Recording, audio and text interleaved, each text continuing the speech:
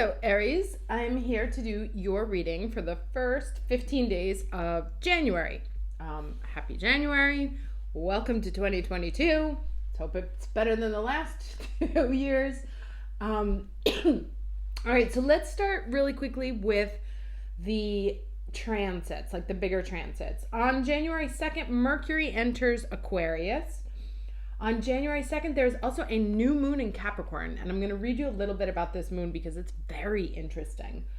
On January 14th, Mercury turns retrograde, and he will retrograde back to 25 Capricorn, where he conjuncted both Venus and Pluto at the end of December. So that will be an interesting journey. But I wanted to read you this information about the Sabian symbol for the new moon in Capricorn, because the symbol is called a fire worshiper. And it means, here it says, Capricorn 13 is assigned the keyword magic by Mark Edmund Jones. Indeed, there's magic dynamics within this degree symbol. However, it may be appreciated in what may seem surprisingly ordinary and commonly available ways of experience. And then I want to skip to one thing here. It says, consider this, fire is the center of focus. Archaically, the fire gathering awareness to a focal point. In the meditation practice, for example, it's often suggested to bring awareness to a focal point of a burning candle or to imagine such a focal point. Skipping forward here, it says, setting someone on a pedestal is a common expression indicating a naively seeing too much worth in someone or something. This expression suggests that what is placed upon a pedestal is out of reach, beyond one's capacity or reach. While this may be a theme found in 13 Capricorn and other cardinal 13 degree symbols, the main thrust of sense addresses a thread of sense through which to avail oneself. Now, I bring this up because it echoes some of the themes that were in the reading for December 26th that came up, right? I mentioned that Jupiter likes to bring like little everyday surprises of goodness. That was the soulmate card, by the way. We got the card from this deck about it being magic, and this is the magic degree. It's in our 10th house, this new moon. And it talks about bringing focus, like focusing on what it is that you want, and also being able to see something or someone exactly for what it's worth. And being able to look at them with the wisdom of naivete as opposed to just pure naivete or pure cynicism that can come with age and experience. So that all said, let's get started.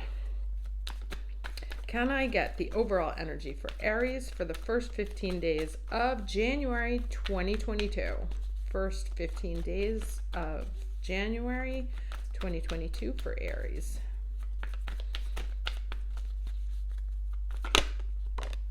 Okay, destiny.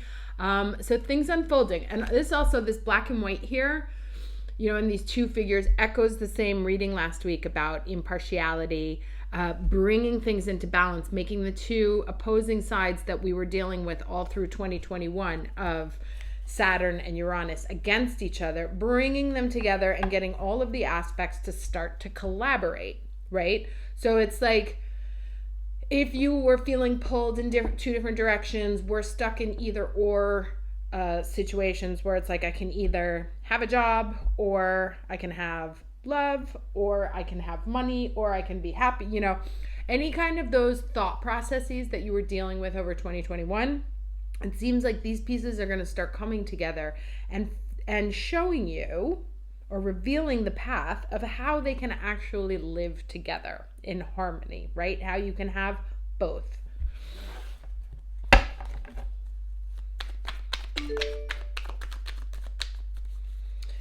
Let's get the overall challenge energy.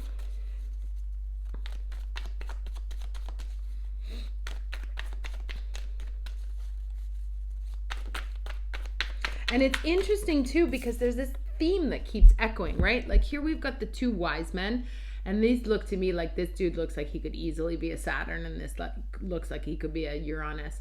And then this childish energy, right? And so blending those together, learning how to use your wisdom to allow you the freedom of childlike thinking. And this came up over the course of the year also. Now we have two cards, again, as a challenge.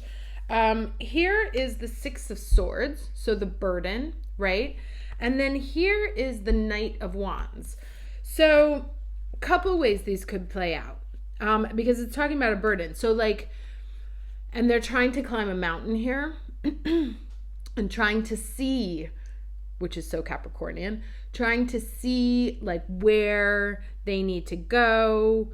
And this dude is trying to carry, this dude right here is trying to carry this guy who looks kind of like a dick up the mountain, right? And so here's what this is saying to me. It's like, where have you taken something on your shoulders of someone who does not deserve to be there? It can be a situation that does not deserve to be there, a person, a way of thinking, something that is weighing you down on this journey up the mountain and keeping you from being able to move at the speed that you want. And it needs to, you know, like, because there's all these twos here, but they're on equal footing. These guys are all on equal footing. This one right here is bearing down, right? So there's two people, but they are not equal. One of them is really suppressing the other, has become the problem, the burden of the other. And it looks like this person up here who's got this rooster on his head, so definitely a big show off. He can walk by himself, you know, so, but it's up to this dude to say, you know what, get off and walk on your own, or to free themselves from that situation. So that's what it says here. It's kind of like, use this wisdom to dump the things that have been weighing you down, that you have been carrying forward voluntarily or out of a sense of false obligation, which are, because look at this, right? Which are halting you from being able to move at the speed that you would like.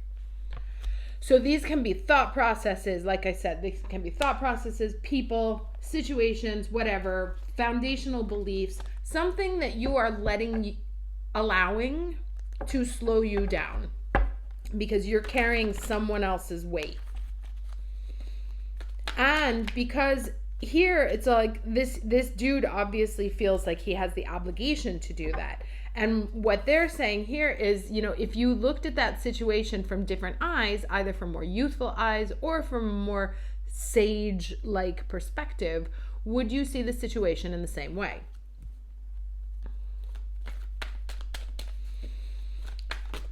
Okay. All right, divine order. Lady Portia here. And this says, do what you feel is right. An important lesson is unfolding. Very nice. And this is definitely that Mercury retrograde that we're going to be dealing with. And it's definitely this kind of, you know, that fire worshiper where you focus your energy. Like if you, and I love this because this calls up that image, right? The fire worshiper flying up the mountain. Singularly focused energy, and we can't step into this until we put down whatever this burden is that we've been carrying. Now this is actually really interesting interpretation because usually the Six of Swords talks about moving forward, finally into a new set of circumstances. What this card here is saying is that, yeah, you're moving forward, but you're not moving as fast as you could be because you're carrying around a whole shit ton of baggage that really it just doesn't need to be there anymore. Let's get some other cards here. Voila.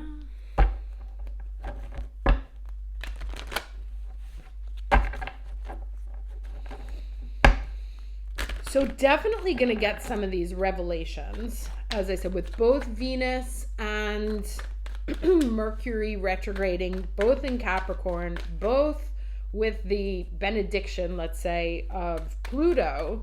There is a major opportunity here for transformation in terms of how you think about the things that bring you pleasure, or how you think about going about getting the things that bring you pleasure. And that can be money, love, career. All this is happening in our 10th house, which is major. So it's a lot for career, but also like how... All right, so we got this rescue upside down, right? And the rescue upside down is kind of like save yourself. You don't need saving. Where are you putting yourself into a victim position when really, actually, you can just get off the island yourself? I forgot what I was saying before. I'll keep shuffling. Okay. All right, and this one is right side up, right? Stuck in the mud. Now, obviously, this little bird here is not bothering this elephant, but the idea is that there's something on the back. In this case, he's stuck physically on the ground. In this case, what it's saying is that there is some sort of psychological burden. Oh, right, I was saying about the 10th house. Because the 10th house honors how people identify you, right? So seeing you, identifying you in a new light. Someone who has a baby may no longer be identified as, can start being identified as a mother as opposed to how they were before. If you graduate from college, you are seen as a graduate, or if you finish your doctor's degree, you become a doctor. So there is something about how the universe on Earth perceives you that is up for transformation. And it's very much driven by you if you're focused on how you want that transformation to take place. If you don't, and it requires shedding a skin, letting go of something that you've been holding on to for a very long time. In order for the new skin to grow, we have to get rid of the old one. And that speed that you're looking for will come as soon as you dump this thing that's been weighing you down. And what it is that's weighing you down is what you believe is possible for you, right? You're carrying this burden because you don't think you have another option. But that's not true, because we have Lady Portia here who says, do what you feel is right. An important lesson is unfolding. So this is very much like, in order to get out of this sense of feeling stuck, which is going to be inevitable in January anyway, because we've got 2 retrogrades. The real speed, I think, we'll start to see in February. So expect a slow January. But it all comes down to this piece. Yes. All right, so let me get some more cards here.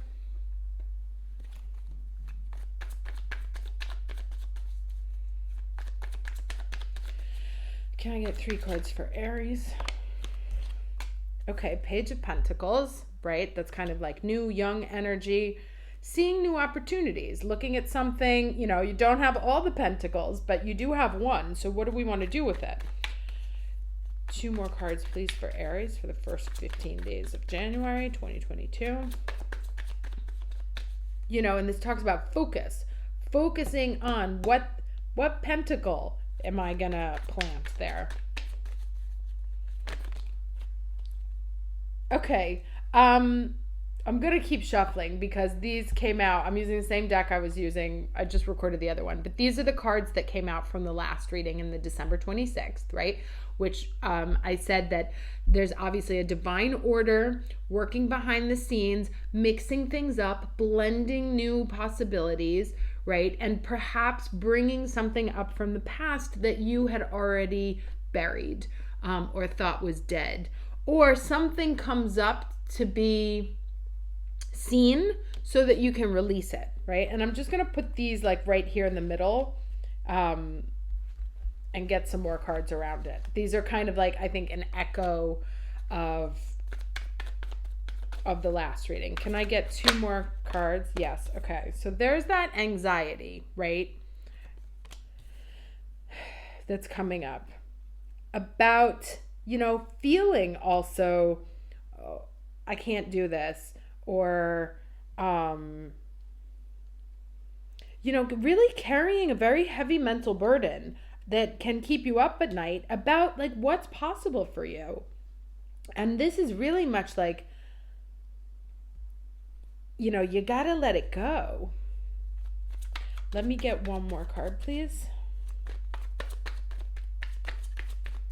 But that's the point of all these 3 cards here, are self-induced.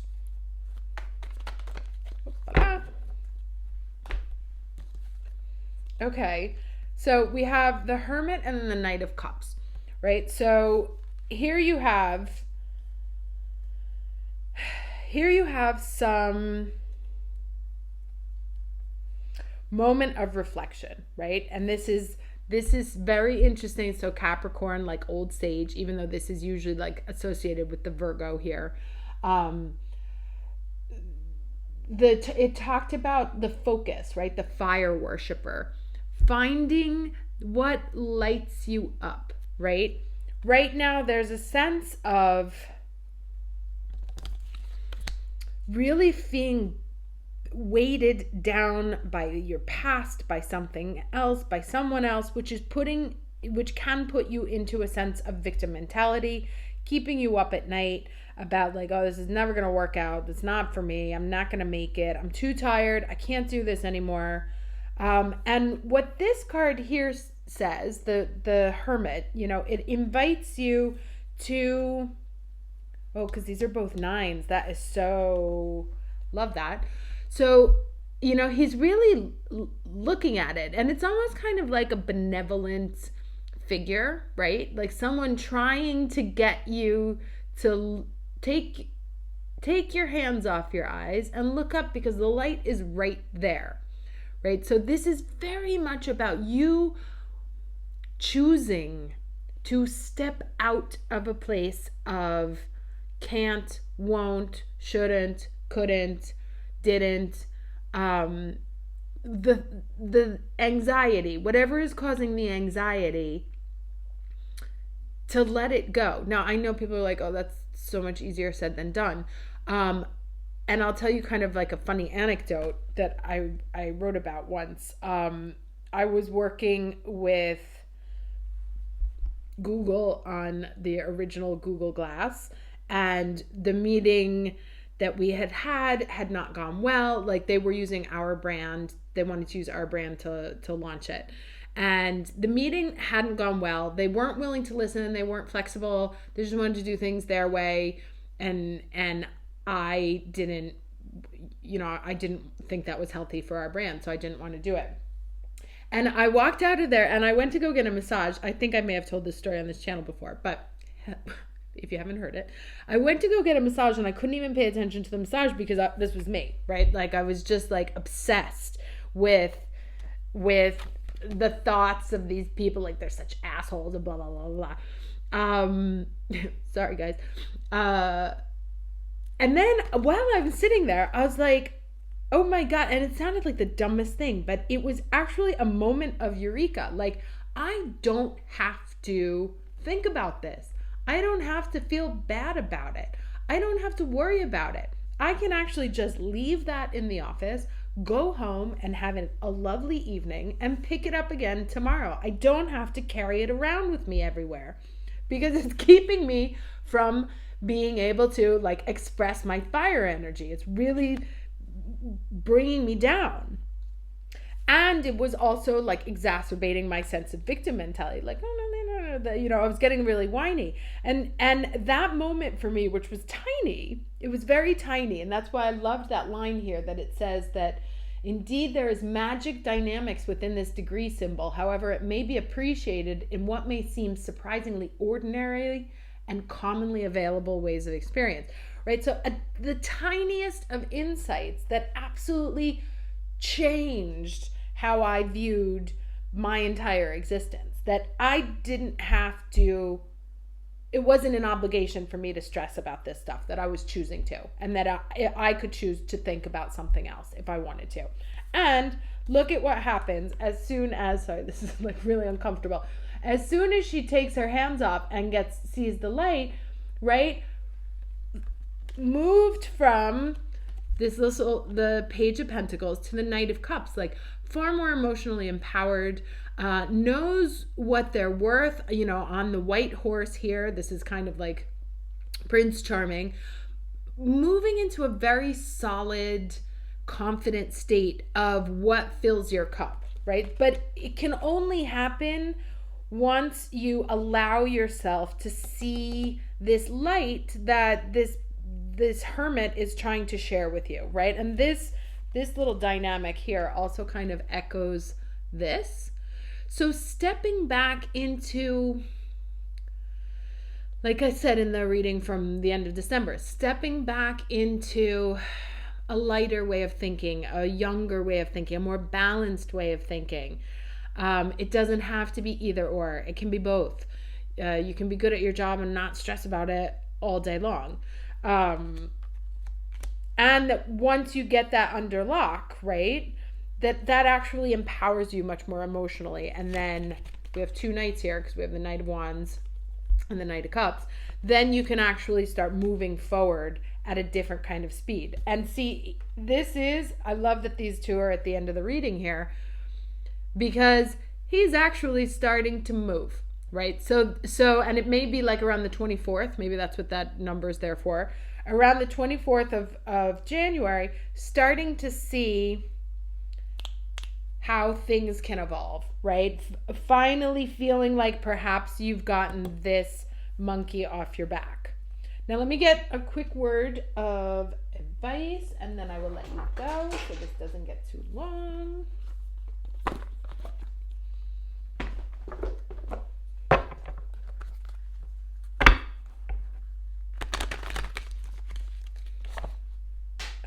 Sorry, I dropped it. I'm not going to pick it up.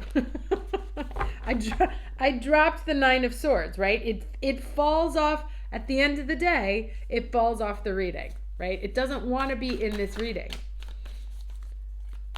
All right, let's get some advice for Aries for the first 15 days of January.